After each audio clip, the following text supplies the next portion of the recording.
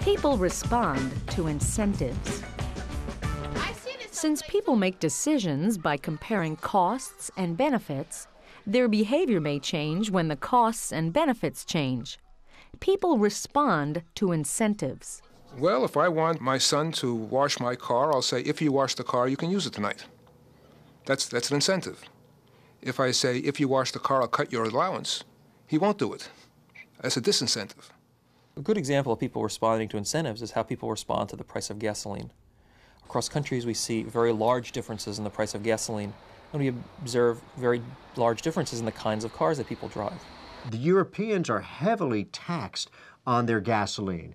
As a result, the Europeans drive very small cars. They can't afford to drive big cars with bad fuel economy.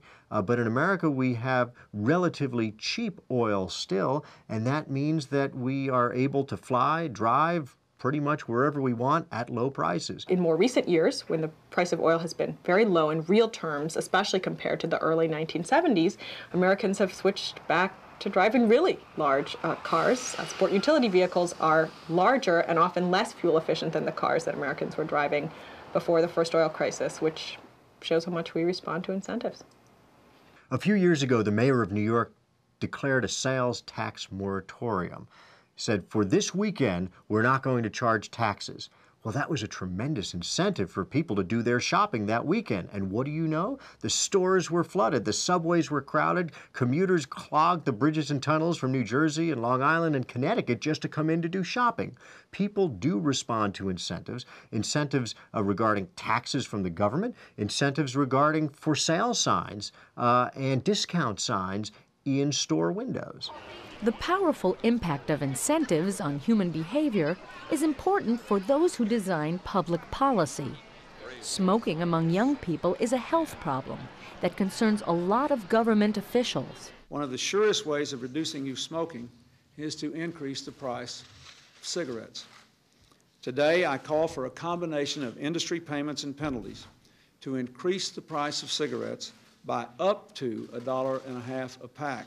One of the reasons that Congress and the President and other policymakers have been pushing for higher cigarette prices is that there's evidence that when the price of cigarettes rises, teens smoke less.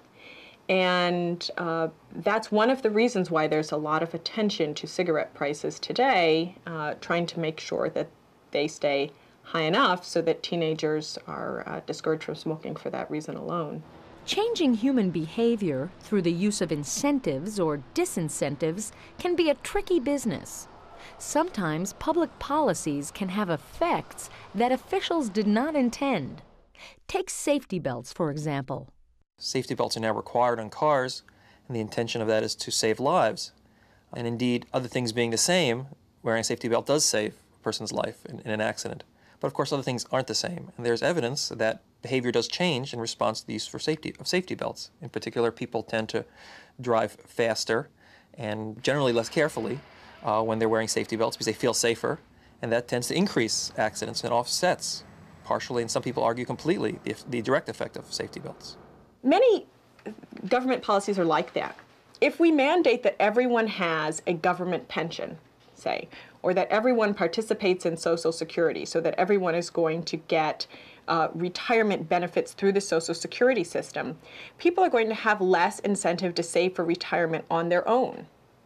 And that's an example of how a government policy can have the unintended consequences of altering people's behavior by altering their private incentives.